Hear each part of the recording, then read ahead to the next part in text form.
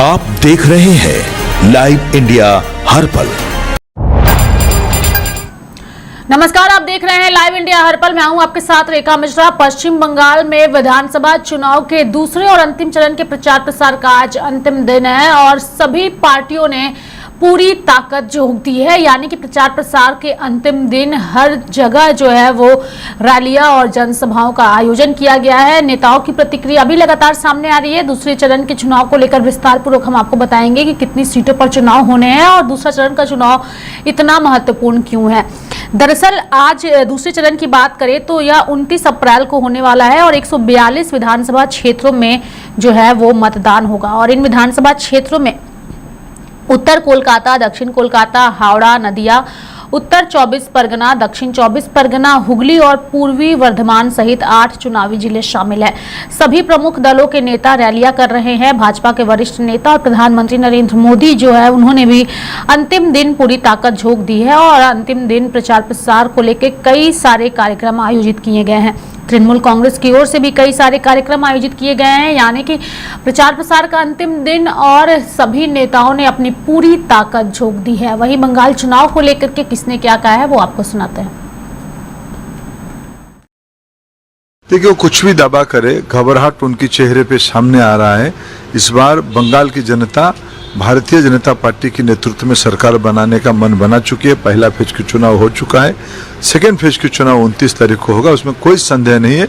जब 4 मई को नतीजा आएगा, भारतीय जनता पार्टी की सरकार बनेगी। सर, ममता दीदी ने कहा कि प्रथम चरण में हमने सेंचुरी क्रॉस कर लिया, दूसरे चरण में भी हम सेंचुरी क्रॉस कर। चलो, सब पता चल जाएगा 4 मई को। नहीं, एक्चुअली टीएमसी किसकी पार्टी है? दीदी की पार्टी है। तो टीएमसी पर ही भरोसा नहीं तो दीदी पर भरोसा कौन करेगा? बदलाव तय है, वहां पर लोगों ने मन बना लिया है बदलाव के लिए और इसीलिए इतना हाई परसेंटेज वोट हुआ है। मैं समझता हूं कि उनका जाना तय है दीदी का। सरकार वहां नहीं बनेगी भारतीय जनता पार्टी के नेतृत्व में। ममता बनर्जी ने वहाँ कहा है कि क्या बीजेपी तय करेगी कि बंगाल कैसा है, कैसा होना चाहिए।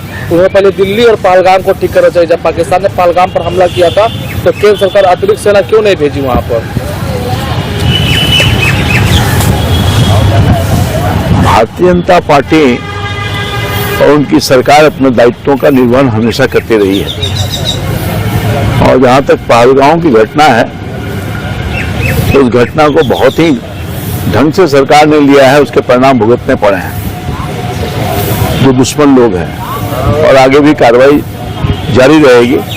मैं समझता हूं कि टीएमसी और भारतीय जनता पार्टी में सीधी लड़ाई है वहां पर और इस बार लोगों ने बिल्कुल तय कर लिया है। दीदी इसलिए बौखलाहट में है कि हम टीएमसी को भगाएंगे और भाजपा को लाएंगे। वहाँ पर दल बदल करके यहाँ से 7 सांसद चले गए, उनको आयोग घोषित करने की मांग कर रहे हैं।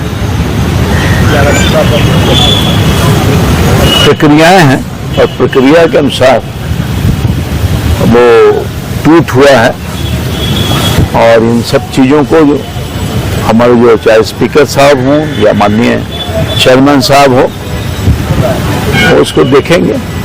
उन्हीं के हाथ में निर्णय है और निश्चित तौर पर निर्णय आएगा तो सबको मान्य होगा। पश्चिम बंगाल के चुनाव प्रचार का अंतिम दिन और प्रथम फेज के चुनाव में बड़ा टर्नआउट, मतदाताओं की बड़ी भागीदारी, महिलाओं की भागीदारी, यह स्पष्ट संकेत देता है कि जिस ढंग से राजनीतिक बौद्धिक हिंसा टीएमसी के द्वारा किया गया, राजनीतिक दल के उम्मीदवार भाजपा के जिस तरीके से टीएमसी के कार्यकर्ताओं ने दुर्व्यवहार किया, यह बौद्धिक असहमति रहने की इजाजत नहीं, यह स्पष्ट हुआ। तो हमारी उम्मीद है कि मतदाता उस आतंक राज को समाप्त करेंगे, बल्कि राजनीति में मुद्दों और बौद्धिक शांति रहे, अमन रहे, तब इसकी बुनियाद पर लोग भारतीय जनता पार्टी को वोट देंगे। पहलगाम ठीक करना चाहिए। जब पाकिस्तान ने पहलगाम पर हमला किया था तो केंद्र सरकार अतिरिक्त सेना क्यों नहीं भिजवाई?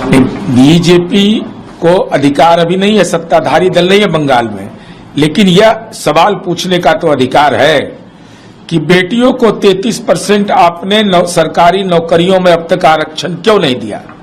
यह गुनाह किया है आपने कि जाति सर्वे आप बिहार जैसा करवा सकते थे, लेकिन जाति सर्वे पर आपकी जुबान नहीं खुली। सवाल यह जरूर दरपेश है कि पश्चिम बंगाल के औद्योगिक कारखाने जो चल रहे थे वो किन कारणों से बंद हुए और उसका वैकल्पिक रास्ता आपने क्या अपनाया। यह सवाल तो आपसे पूछा जाएगा कि 1992 में कांग्रेस पार्टी का राज था पश्चिम बंगाल में, ज्योति बसु मुख्यमंत्री थे, लालू जी बिहार के मुख्यमंत्री थे, उत्तर पूर्व के राज्यों की दिल्ली में बैठक हुई, घुसपैठ को स्वीकार किया गया और कहा गया कि हर साल हम लोग मीटिंग करेंगे इस सवाल पर, एक कार्यनीति बनाएंगे। लेकिन आप लंबे समय तक पश्चिम बंगाल में घुसपैठ को बर्दाश्त करती रही। इसका मतलब देश की माटी से आपको बहुत लेना देना नहीं है।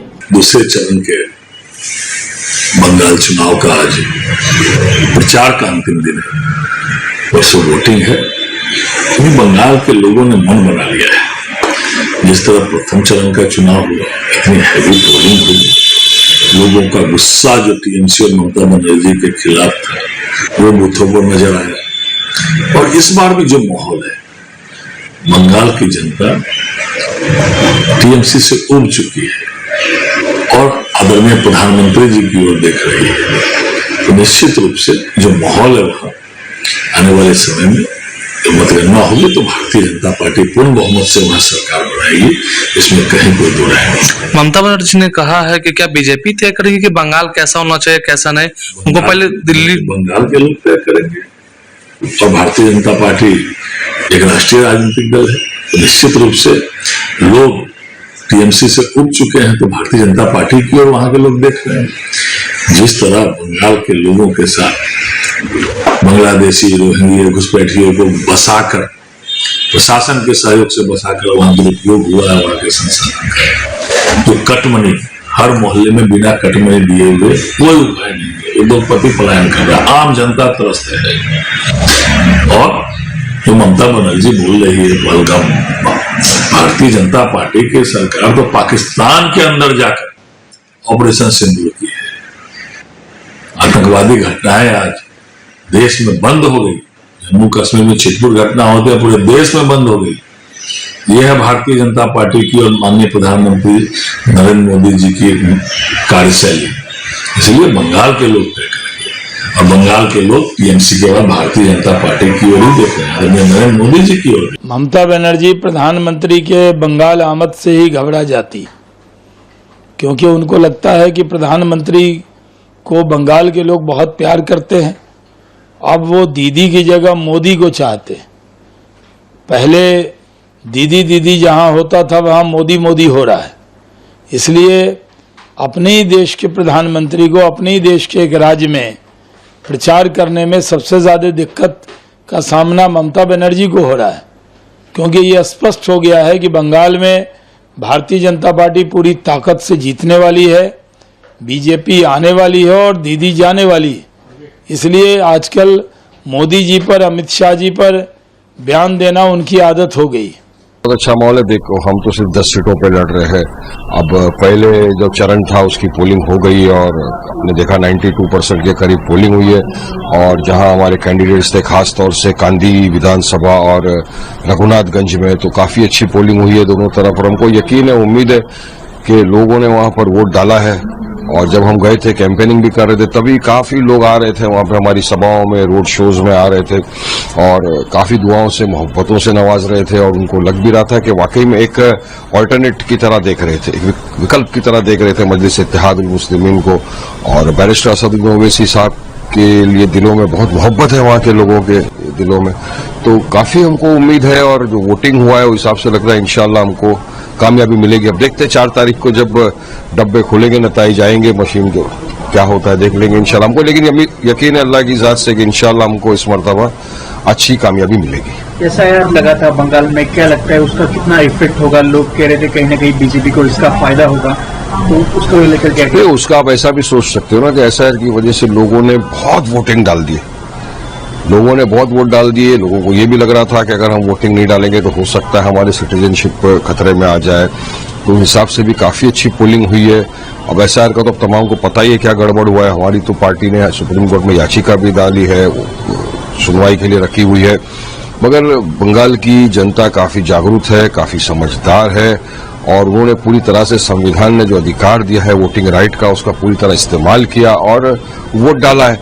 अब जनता जनार्दन है और मगर हमको अल्लाह की जात से यकीन है इंशाअल्लाह हमको कामयाबी मिलेगी। और आज भी हमारे पार्टी प्रेसिडेंट असद ओवैसी साहब वहीं पर है बासीरहाट के अंदर, जहां सेकेंड फेज के अंदर पोलिंग होनी है, तो वहां भी लोगों के अंदर उत्साह है।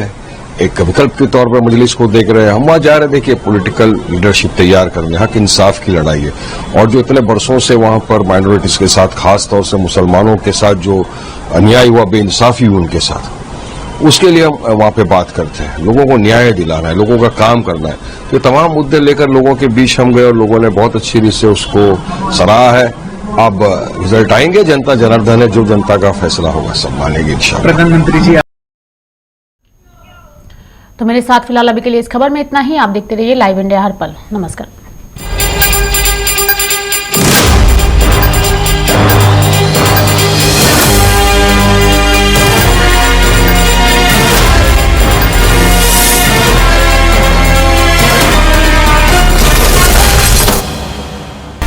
आप देख रहे हैं लाइव इंडिया हर पल।